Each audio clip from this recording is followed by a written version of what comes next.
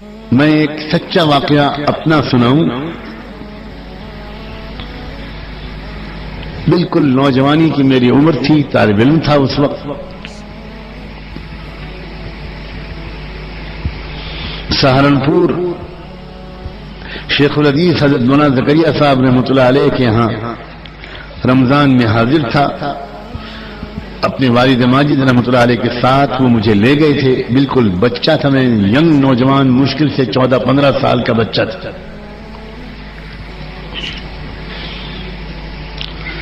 میں نے دیکھا کہ تراویح کے بعد حضرت تھوڑی دیر بیٹھتے تھے، بہت کم دیر، اور اس وقت لوگ آ کر حضرت سے کچھ ایک آدھ منٹ، آدھا منٹ ملاقات کر سکتے تھے. تو میں نے دیکھا کہ 10-12 سکھ لوگ وہ ایک لائن لگا کر بڑے ادب اور احترام کے ساتھ، سر پہ ان کے پگڑی اور بڑے ادب کے ساتھ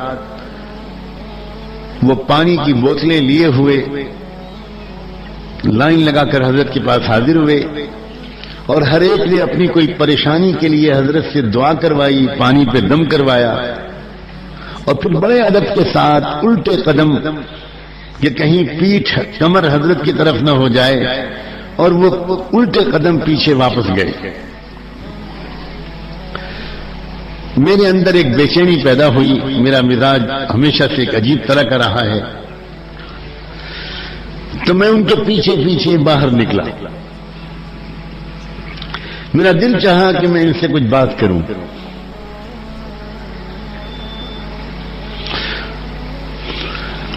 خوش قسمتی سے وہ لوگ باہر گئے تو آگے جانے کے بجائے ایک ہوٹل میں بیٹھ گئے، کچھ چائے وائے پینے لگے.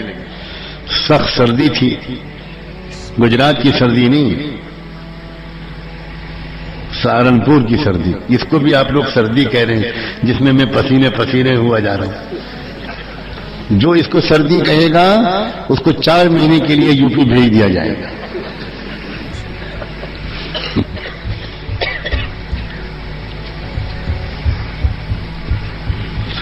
میں وہاں جا کر ان کے پاس ہوٹل میں بیٹھ گیا. سردار جی لوگوں سے، سکھ لوگوں سے بات چیت کرنی شروع کی. میں نے ان سے پوچھا آپ لوگ کہاں سے آئے ہیں؟ فلاں جگہ سے آئے ہیں. کیوں آئے یہاں؟ کہنے لگے یہ بڑے پہنچے ہوئے ہیں، بار بار ہمارا تجربہ ہے، ان سے دعا کرا دیتے ہیں، پانی میں دم کروا لیتے ہیں، پھکوا لیتے ہیں، ہمارا کام بن جاتا ہے. تو میں نے ان سے کہا کہ آپ یہ تو دیکھ رہے ہیں نا کہ وہ بھی آپ کی طرح کے انسان ہیں.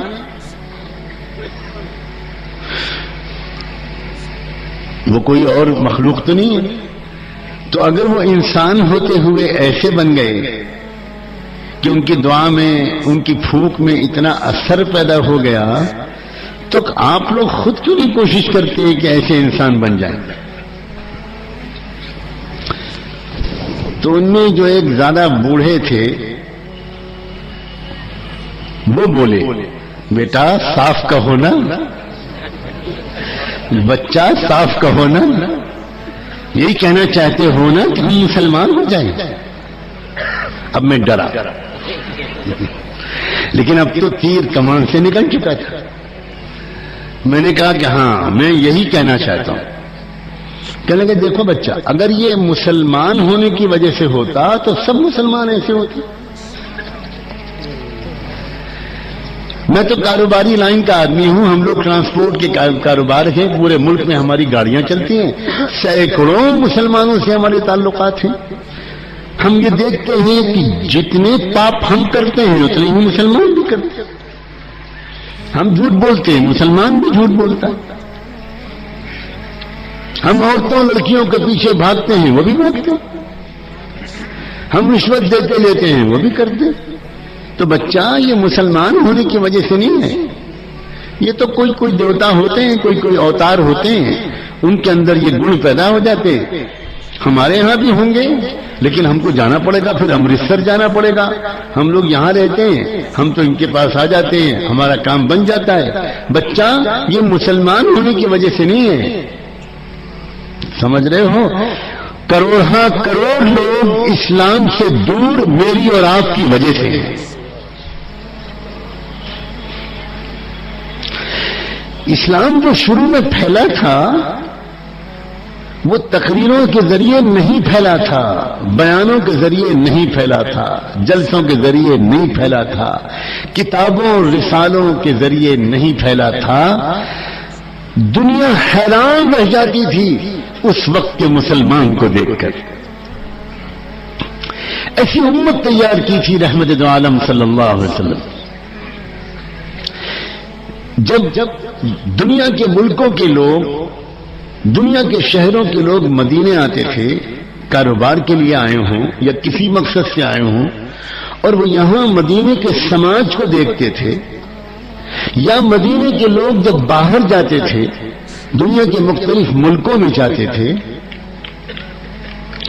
اور جب دنیا کے لوگ ان کو اپنے شہروں میں دیکھتے تھے، اپنے بازاروں میں دیکھتے تھے، تو یقین کرو جس کی نظر پڑتی تھی اس کا دل اسلام قبول کیے بغیر چین نہیں پاتا، ایک چوٹ لگتی تھی ان کے دل پر۔ نوجوان دنیا کے دیکھتے تھے مدینے کے نوجوانوں کو، اور وہ نوجوان جو دیکھتے تھے کہ بھئی ہم بھی نوجوان ہیں، یہ بھی نوجوان ہیں، ہمارے اندر بھی جو تمنائیں، آرزویں، خواہشات ہیں وہی ان کے اندر بھی ہیں، مگر کیا بات ہے ان نوجوانوں کے پاس کہ ان کی نظر کبھی پھسلتی ہی نہیں، ان کو اپنی نگاہوں پر کنٹرول ہے، یہ اپنی جوانی کی طاقت کو کمزوروں کی خدمت میں استعمال کرتے ہیں۔ ایک ہم نوجوان ہیں، وہ سوچتے تھے ایک ہم نوجوان ہیں کہ ہماری جوانی تو ادھر ادھر برباد ہو رہی ہے۔ دنیا کے تاجر مدینے کے تربیت یافتہ تاجروں کو دیکھتے تھے، وہ تاجروں کی تقریریں نہیں ہوتی تھی، بیانات نہیں ہوتے تھے، اور وہ تاجر ان کو براہ راست کلمے کی دعوت بھی نہیں دیتے تھے۔ پورے وثوق کے ساتھ یہ بات کہہ رہا ہوں۔